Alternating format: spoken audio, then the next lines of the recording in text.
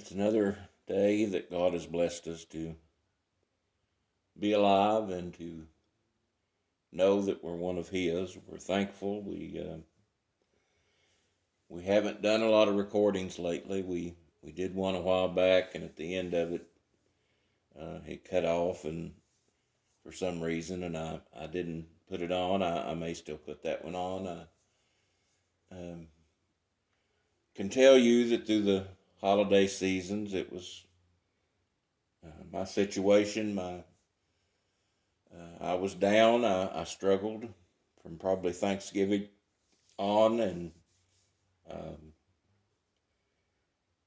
I didn't make any recordings. I think sometimes uh, people don't understand until you've experienced uh, being called of God and to preach the gospel. You don't. We're just men, and we struggle. We have problems. A lot of times, people see preachers at their very best, either see them in person or hear a recording of them, and they expect you to be like that all the time, but we're not. We're just human beings, and we have down times and struggles, and of course Satan is always handy to exploit that and make us feel like that we should just give up and not make the effort.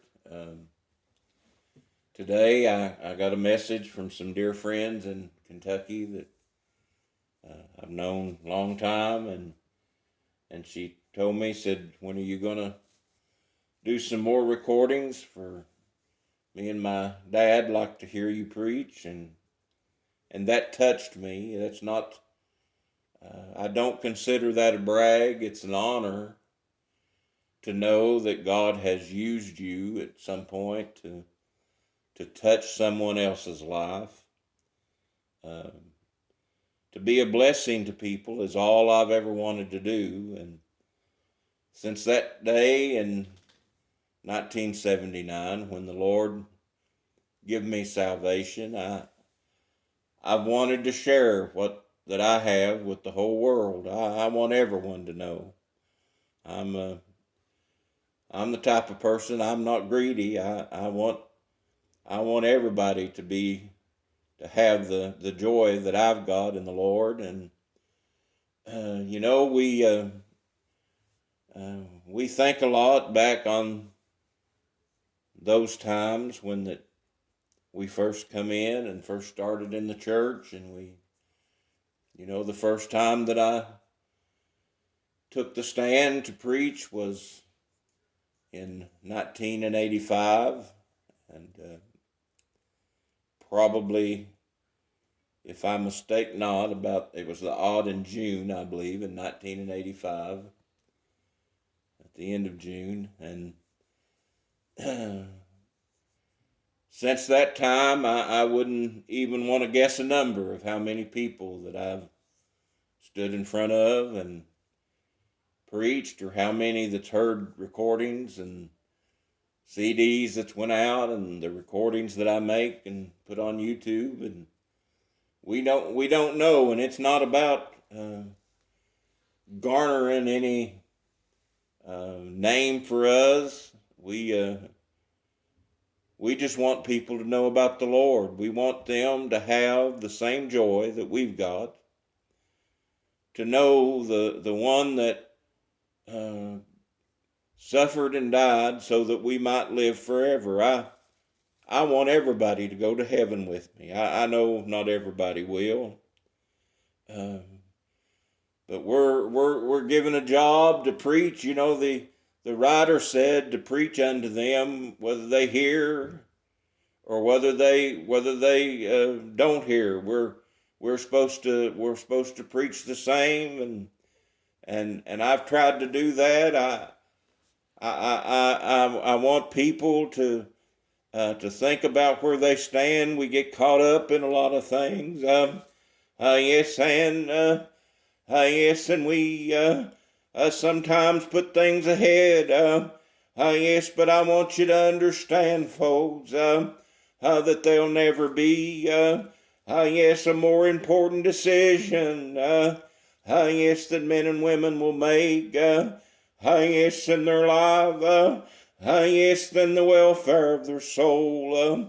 Today, my friend, I remember so well when the Lord began to work, yes, in my heart, yes, and God will begin the work, yes, and He'll finish the work, yes, and He sent someone, yes, to me, yes, to preach, yes, the gospel of my salvation. Brother Doug Ward was the man, and I've told this story a lot, I know. Yes, but here's the thing. I never get tired, yes, of telling the story of what the Lord has done for me. I was a pretty good kid.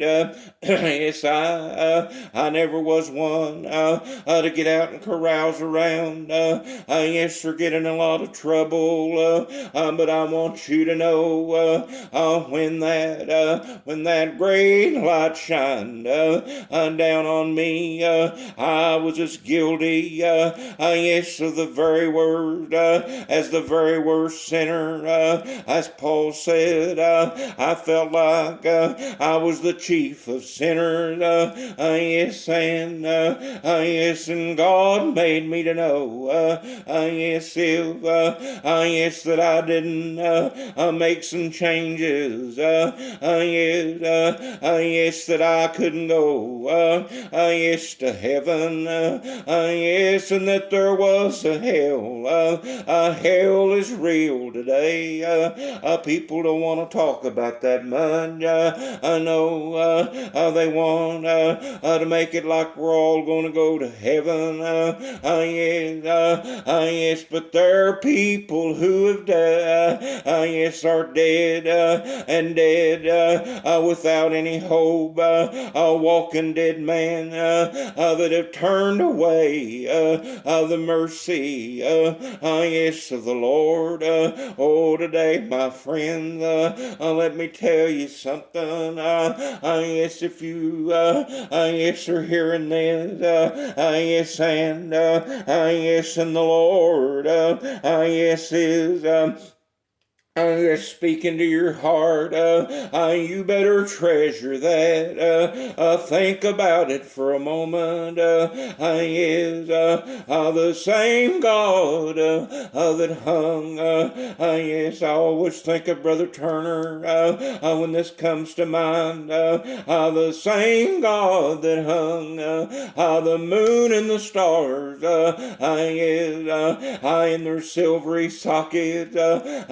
Has looked down on you in mercy. Oh, He loves you so much. How much? Oh, He loves you so much that He sent His only begotten Son. Yes, so that you might live forever.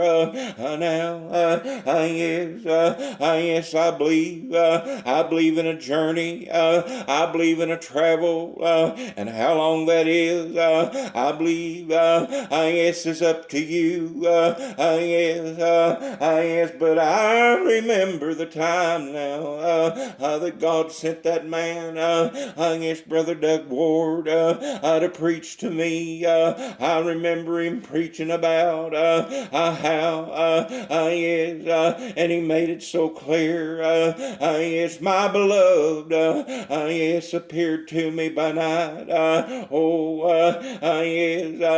yes, and I said, yes, I've taken my shoes off, how shall I put them on? Yes, today, my friend, I'm not going to take up all of it, but how many excuses, yes, did you come up with? How many reasons did you have, yes, to not follow call of the Lord. And he withdrew himself. Yes, and yes, in my heart desired the Lord. What did I do? Did I just stay there? I know I couldn't be satisfied. Yes, there any longer. Let me tell you something. If you never get sick of living in sin, you'll never get out of it unless you become like yes, that little yes, little boy that went far away from home and spent all that he had and found himself among the pigs, yes, in the pig pen, and he thought back to Father's house where even the servants had bread and bread to spare. You'll have to get hungry, yes, you'll have, yes, yes, I'll tell you where Gregg found himself at. Yes, I was weighed in the scales, and I was found wanting. Yes, I'd sinned, yes, and come short of the glory of God. Yes, today, my friend, yes, and now here, God had sent me, yes, a rescue line. Oh, bless the Lord. Yes, and he began to tell me, yes, what I needed to do. Yes, I went about the city, seeking him, whom my soul loveth. Yes, today, my friends, what is that city? I'll tell you what it was. I searched among God's people. Yes, the children of God, the church. That's the city I began to search in. Yes, why? Because those people, yes, the servants, they had bread, yes, and bread to spare. They had something that I didn't have. Yes, they had something, yes, that when God would shower down a blessing, yes, on the meeting, their hands would go up in the air, yes, and those sisters would begin to rejoice, yes, and those fathers, yes, who labored so hard, would begin to clap their hands together, yes, and praise God. I wanted what they had, yes, so I went about the city, seeking him, whom my soul loveth. What happened to me there? There are watchmen, yes, about the city, yes, the old watchman, in my case was Brother Doug. Let me tell you something. Yes, the true watchman, yes, is one of the best friends that you ever have, and you'll have a special feeling for them, the rest of the days of your life. Yes, today, my friends, yes, I've never forgotten that day, yes, at the Hickory Grove Church, when Brother Doug, threw that life preserver to me, and told me about Jesus. And my heart was broke. Yes, an absolute too. Yes, and I began to look about the city. Yes, and there I found the watchman. And what did the watchman do? He smote me. Yes, did it hurt? Yes, it hurt. Yes, he smote me and took the veil from my face. Showed me for just what I was. I was lost and undone, and there I stood before everyone, lost and undone and in trouble. Yes, that day, yes, when that he began to tell people, if you desire the prayers of the church, come around and take us by the hand. That was a hard trip for me to make. I was so scared, and my legs were so shaky. Yes, and yes, but I walked up there, yes, and I said, by my actions, I'm in trouble. I need your prayers. I followed that old watchman just as long as I could. Yes, you know, sometimes I'd go to church, yes, and I'd think, yes, I hope that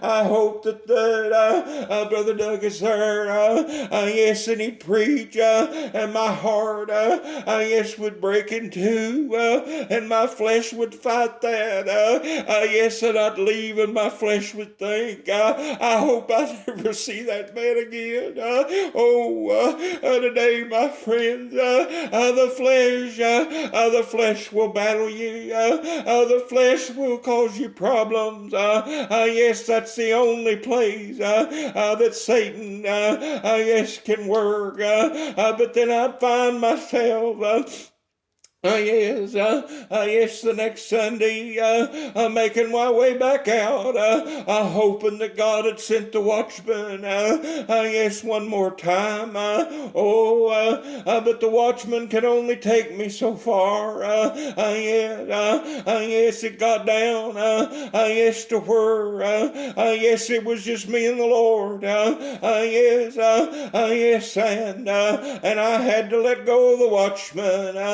Yes, I loved him. I didn't want to give that up. I wanted him to be able to give me what I needed, but he couldn't do that. All he could do is tell me about the one that could. But here, folks, yes, is what happened. Yes, it was just a little ways past the watchman that I found him, whom my soul loveth. And when I found him, I wouldn't let him go. Today, my friends, you talk about a happy time. Yes, yes, and that's, yes, soon be, yes, 42 years ago, yes, since that I found him, precious to my never-dying soul. The road's been hard. I'm not going to lie to you. I'm not going to tell you that everything you ever do is just going to be smooth and easy.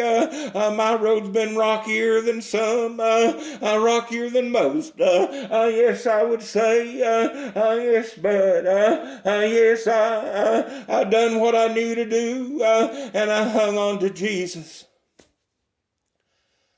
And I give him all the glory and all the honor for the many times that he's carried me through. Have I had struggles? You have no idea. You have no idea, and even just the last little while, the nights that my pillow's been wet from crying tears, asking God, just give me enough strength, Lord. I'm going to hold on to you. I know I'm going to make it. And I'm going to hold on till one day when he finally says, that's enough. You've been faithful over a few things.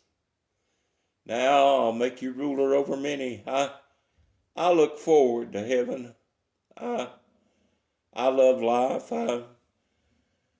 Though it's been a struggle, and though there's been problems and issues that I've struggled with, I love life, and I don't feel like I'm finished yet. I feel like I've got more to do. I've not reached the point to where I've ever given up, and I've had ample opportunity to do that. I've seen times when I was so sick that trying to live was a battle, but I've always fought my way through. God has a time set for me out there somewhere, and when that time comes, I'll gladly go. I made preparations a long time ago, I made ready, and as Brother Lon Bryant says, I'm just waiting on my ride. I'm going to give life all I've got while I'm here. I'm going to do the best I can and be as happy as I can. But all the happiness that I'll ever have in this life will not be even compared to the joy that we have when we get over home. So I'll bring these remarks to a close. It's been beneficial for me to sit here and do this. I thank my friend in Kentucky for encouraging me and maybe pushing me a little bit. I need that, I guess. It's, preachers can get,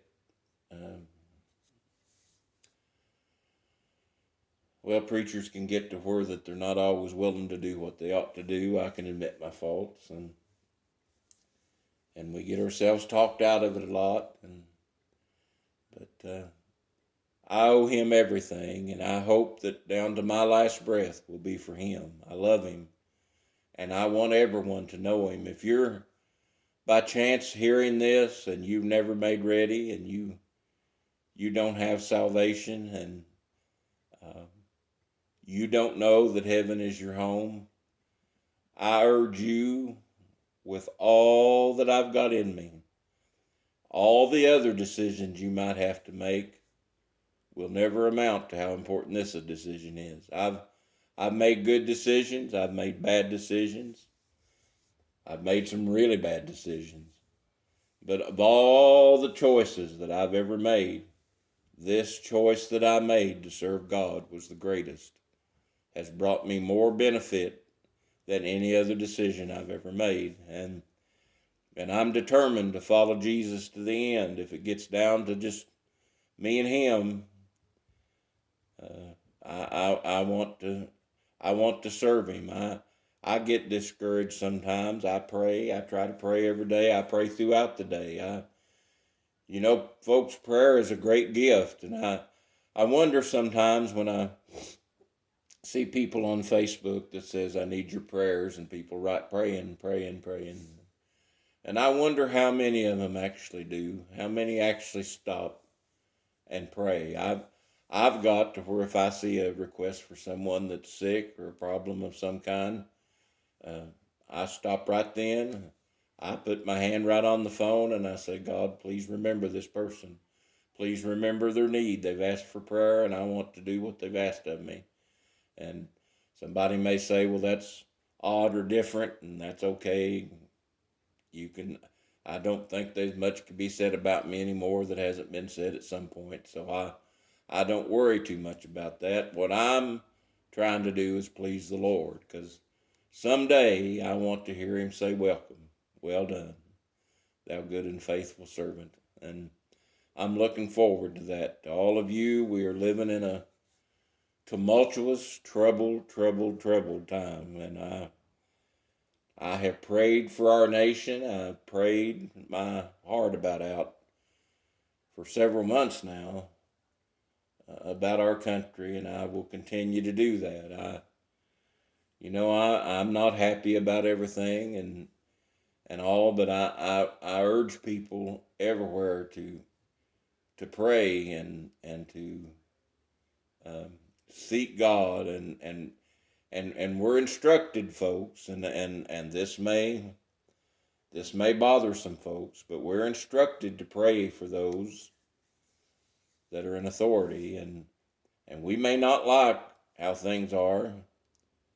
I don't, but we still should do what the Lord expects from us, regardless. I caution people on that because it's real easy. This flesh, our flesh reacts to things. Our flesh reacts with anger and reacts quick, and we have to fight against that. And that puts me in a mind. I remember speaking of Brother Doug. He used to preach that when somebody does something that upsets us, our first reaction is to want to land a big haymaker. And of course that gave all of us a little bit of a laugh when he said that. But God expects better of us. We're supposed to even love our enemy. I don't feel like I have a tremendous amount of enemies. I know I do have at least one, and I wish it wasn't that way. I wish that he um, didn't feel as harshly towards me as what he does. But I would say this, that even regardless of that person who has set themselves to be my enemy, uh, I heard this week that they were very ill, and I prayed for them. The Bible says to pray for your enemies, and so I did that, and I don't wish anybody any harm. I try to love everybody. I don't understand everybody.